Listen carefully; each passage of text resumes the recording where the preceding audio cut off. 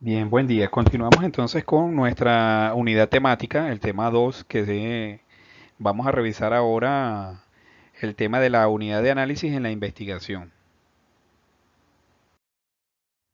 Fíjense que nosotros conversamos acerca de la unidad de análisis, entendemos los casos, los eventos de salud o las personas que pueden ser observados en una investigación.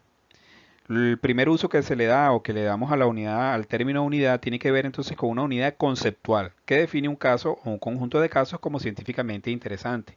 Entonces, podríamos decir que esta es nuestra definición conceptual de lo que es la unidad. Una forma de entender la unidad es como la categoría analítica o teórica que es de interés en el proyecto de investigación que se desarrolla. Por ejemplo, si nos interesa la prescripción de antibióticos en un servicio de salud, el interés lo vamos a centrar en la categoría analítica prescripción de antibióticos en un servicio de salud. Esta es la cosa sobre la que se quiere discurrir o investigar. Esta es nuestra categoría analítica, que es teórica. O sea, yo defino desde el punto de vista teórico la prescripción de antibióticos en un servicio de salud. Eso es lo que es la primera unidad de análisis.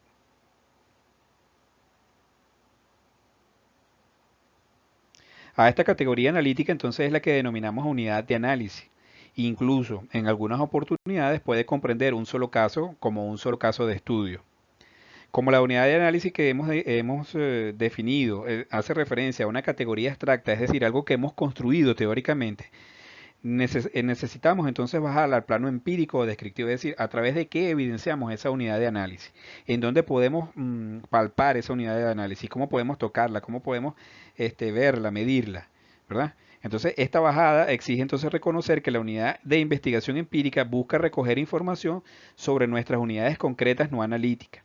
A estas unidades a las que denominamos la unidad de observación, es decir, dónde evidenciamos eso, dónde lo vemos. La unidad de observación entonces es un representante concreto, sea como un elemento muestral o sea como un caso único de la unidad de análisis. Podemos entonces agregar que es el fenómeno físico sobre el que recae la acción de la observación. En el ejemplo es la prescripción efectiva, donde vemos nosotros entonces esa prescripción, ¿verdad?, de antibióticos. Puede ser en una orden o en una hoja o en una pantalla, incluso de un programa de computación, pero ahí es donde la hacemos evidente. Finalmente, en el contexto de la práctica de investigación, también es posible que la información sobre la cual se construyen las observaciones no provenga necesariamente de las unidades de observación, lo cual exige entonces que reconozcamos que en la práctica también existe otra unidad importante en el proceso de investigación, que es la unidad que entrega la información. El ejemplo más simple de este fenómeno es lo que se aprecia en las encuestas permanentes de hogares por muestreo, que se ejecutan en muchos países, en donde la unidad de observación es el hogar, pero la persona que responde las preguntas normalmente es la persona, el jefe o la jefa de hogar. En nuestro ejemplo, la prescripción de antibióticos en un servicio de salud, la unidad de información puede ser la historia clínica del paciente, la orden de prescripción o la unidad que registra el acto de la prescripción en el servicio de salud.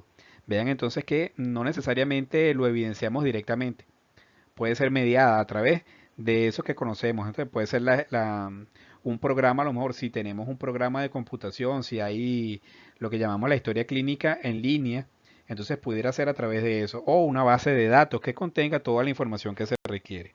Entonces es importante reconocer que la fuente de información con la cual se construyen las observaciones es otra unidad en el proceso de investigación. Y esto es lo que conocemos entonces como la unidad de información.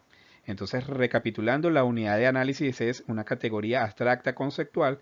La unidad de observación es aquella en la cual nosotros evidenciamos, ¿verdad?, la unidad física en la cual evidenciamos la categoría, nuestra unidad de análisis.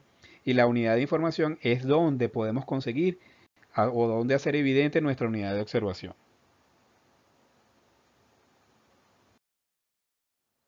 Pasemos ahora a revisar por último un par de conceptos de la estadística que es fundamental también o que se utiliza mucho en la investigación en salud, que son el parámetro y el estadístico. Por parámetro entendemos cualquier número resumen de los elementos de una población o que también podemos considerar en función de los datos calculados en la población.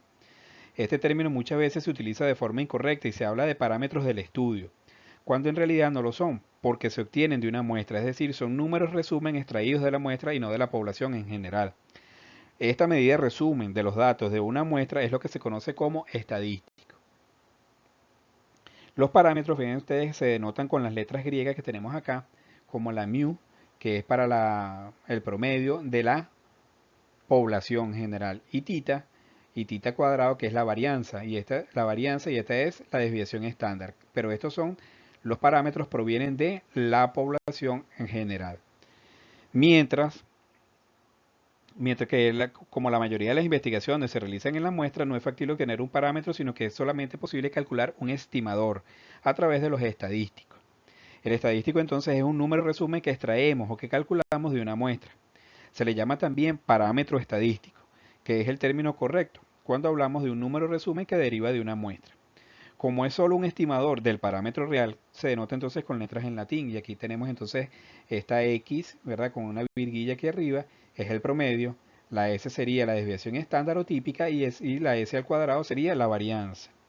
Entonces aquí la raíz cuadrada de la varianza obtenemos la desviación estándar o típica.